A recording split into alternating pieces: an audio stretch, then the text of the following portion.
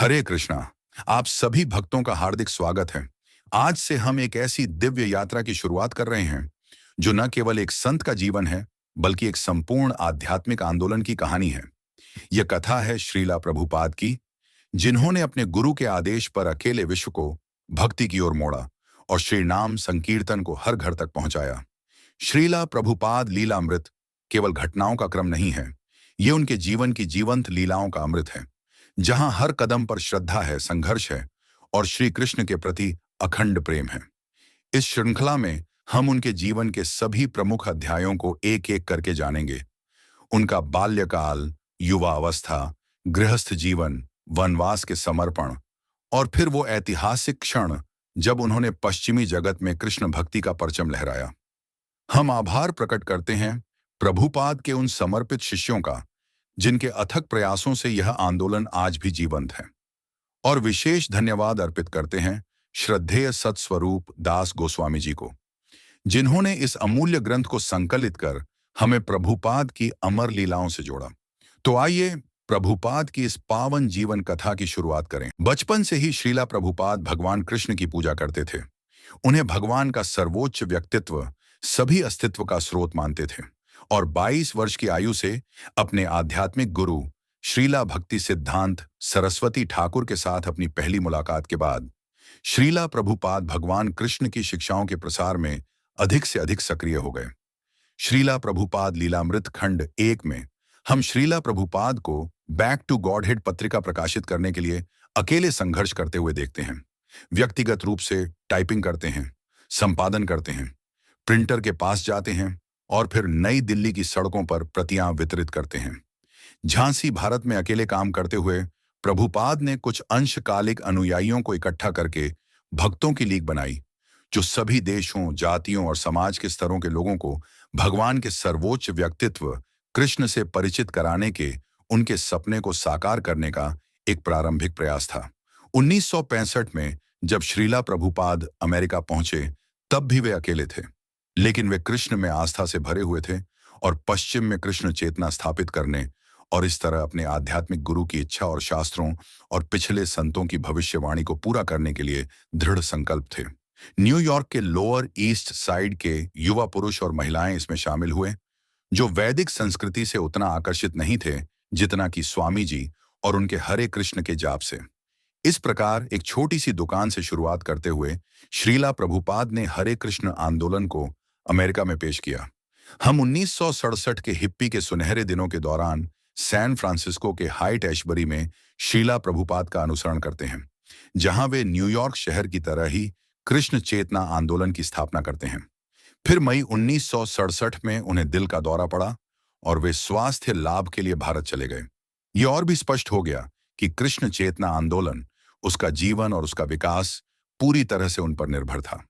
हालांकि कुछ दर्जन ईमानदार कार्यकर्ता उनकी सेवा के लिए समर्पित थे, लेकिन वे किसी भी मिशनरी कार्य को करने में असहाय और अक्षम महसूस करते थे, या यहां तक कि अवैध यौन संबंध, मांसाहार, नशा और जुए से दूर रहने की अपनी आध्यात्मिक प्रतिज्ञाओं को बनाए रखने में भी, जब तक कि वे व्यक्तिगत रूप से उनका नेतृत्व करने के लिए मौजूद न हों। दिसंबर 1967 में श्रीला प्रभुपाद अपने युवा आध्यात्मिक परिवार के साथ अमेरिका लौट आए। जैसा कि श्रीला प्रभुपाद ने कई वर्षों बाद टिप्पणी की, उनका आंदोलन वास्तव में दिसंबर 1967 में अमेरिका लौटने तक शुरू नहीं हुआ था। उनका समय सीमित था। उन्हें पता था, दिल के दौरे ने यह साबित कर दिया था, अब जो भी समय बचा था उसमें उन्हें अपना मिशन पूरा करना था।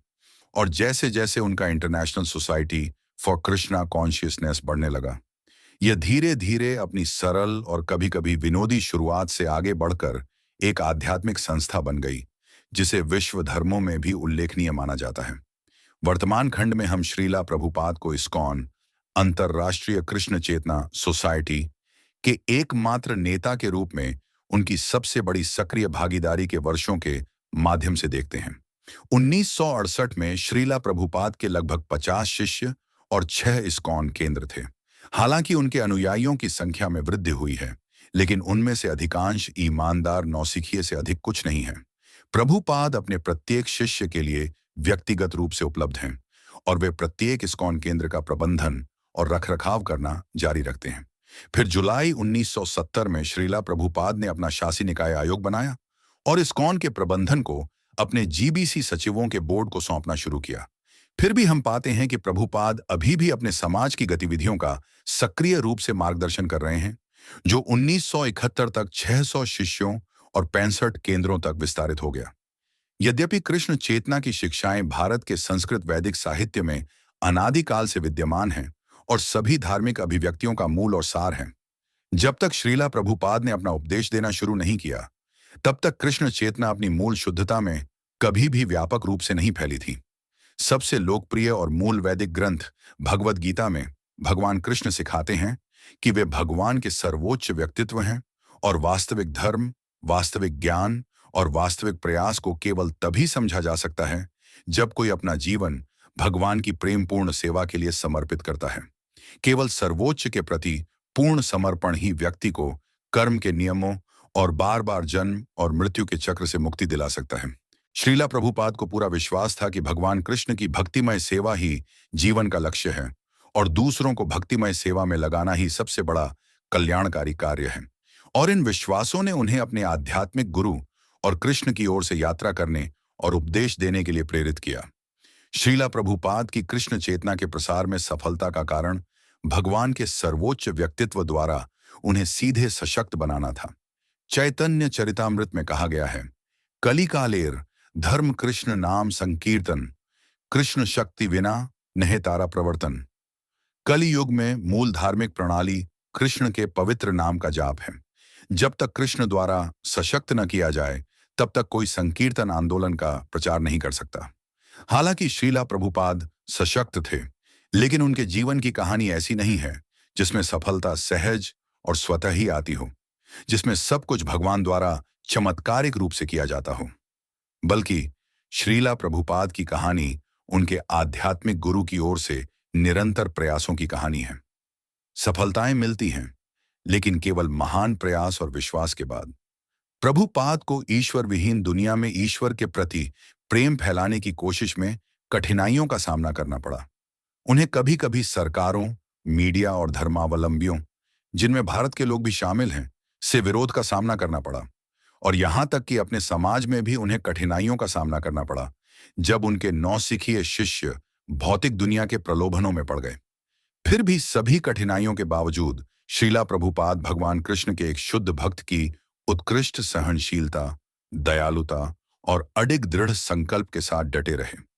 भौतिक मानकों के अनुसार यह असाधारण है कि श्रीला प्रभुपाद की आयु का व्यक्ति लगातार यात्रा कर सकता था, समस्याओं और विरोध का सामना कर सकता था और साथ ही अनुवादित वैदिक साहित्य की एक के बाद एक पुस्तकें लिख सकता था। लेकिन भौतिक दृष्टि श्रीला प्रभुपाद की गतिविधियों को नहीं समझ सकती। वे वास्तव में महात्मा थे, जैसा कि भगवद गीता में कृष्ण ने वर्णित किया है। महात्मा हमेशा मेरी आंतरिक ऊर्जा के निर्देशन में काम करते हैं। कृष्ण चेतना के प्रसार में श्रीला प्रभुपाद केवल एक संप्रदाय को बढ़ाने की कोशिश करने वाले धार्मिक कट्टरपंथी से बहुत दूर थे। उनका लेखन, यात्रा और उपदेश भगवान कृष्ण के प्रति शुद्ध भक्ति में किया गया था और इसलिए वे पारलौकिक थे। श्रीला प्रभुपाद ने देखा कि यह स्वयं कृष्ण थे जो परिणाम ला रहे थे। भगवान चैतन्य ने कहा है, पृथ्वीते आचे यत नगरादि, ग्राम सर्वत्र प्रचार है बे मोरा नाम। हर शहर और गांव में मेरे नाम का कीर्तन सुनाई देगा। भगवान चैतन्य द्वारा सीधे कहे गए ये शब्द निश्चित रूप से सत्य हैं। भगवान की भविष्यवाणी अवश्य ही पूरी होगी। हालांकि कई गौड़ीय वैष्णवों ने, यहां तक कि भक्ति सिद्धांत सरस्वती के शिष्यों ने भी भगवान की भविष्यवाणी को समस्याजनक माना। हर शहर और गांव में भगवान चैतन्य का नाम, क्या इसे रूपक के रूप में लिया जाना चाहिए? निश्चित रूप से अमेरिकी, यूरोपीय, अफ्रीकी, पोलिनेशियाई, मंगोलियन, भारत के बाहर के असभ्य म्लेच्छ कभी भी वैष्णव नहीं बन सकते।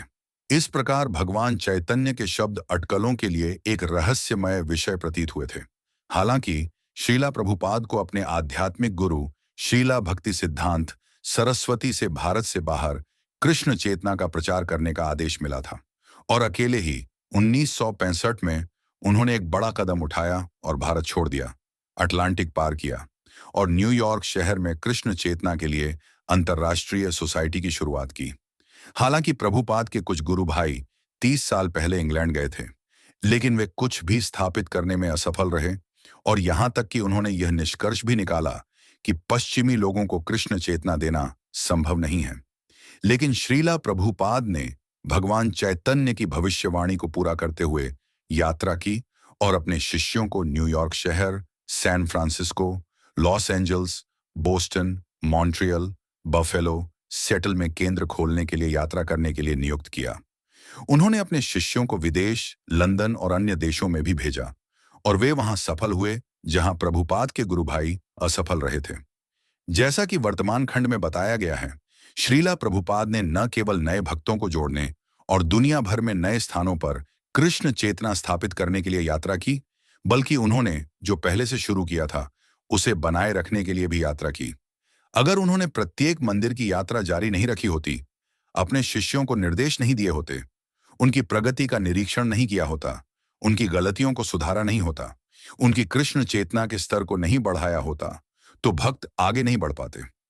बार बार प्रभुपाद को दुनिया भर में जाना पड़ा।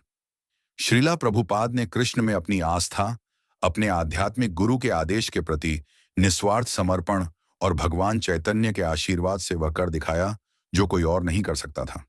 जैसा कि चैतन्य चरितामृत में कहा गया है, कृष्ण शक्ति बिना नहे तारा प्रवर्तन।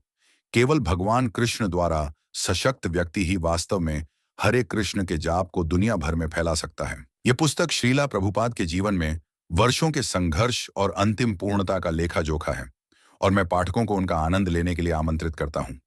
यहाँ एक ऐसे व्यक्ति की गरीबी से अमीरी की कहानी है जिसने कुछ भी नहीं होने के बावजूद अकेले ही शुरुआत की, लेकिन जिसके आंदोलन, लेखन और व्यक्तिगत जीवन ने दुनिया पर एक आश्चर्यजनक और स्थायी प्रभाव डाला। इन समयों के दौरान श्रीला प्रभुपाद का अनुसरण करके हम उनके उच्च और विनम्र जीवन की समझ प्राप्त करते हैं। मैं श्रीला प्रभुपाद का पूर्ण वर्णन करने में असमर्थ हूं, इसलिए मैंने एक प्रार्थना की रचना की है जिसमें प्रार्थना की गई है कि मुझे इस कथा को विशुद्ध रूप से पारलौकिक दृष्टिकोण से कहने की अनुमति दी जाए, अन्यथा यह नष्ट हो जाएगी और समझ से परे होगी। जब उचित रूप से कहा जाता है तो शुद्ध भक्त का जीवन श्रोताओं को सबसे अधिक आनंद और लाभ देता है। फिर मिलेंगे अगले वीडियो में। कृपया चैनल को सब्सक्राइब जरूर करें ताकि प्रभुपाद की एक भी कथा आपसे छूट न जाए।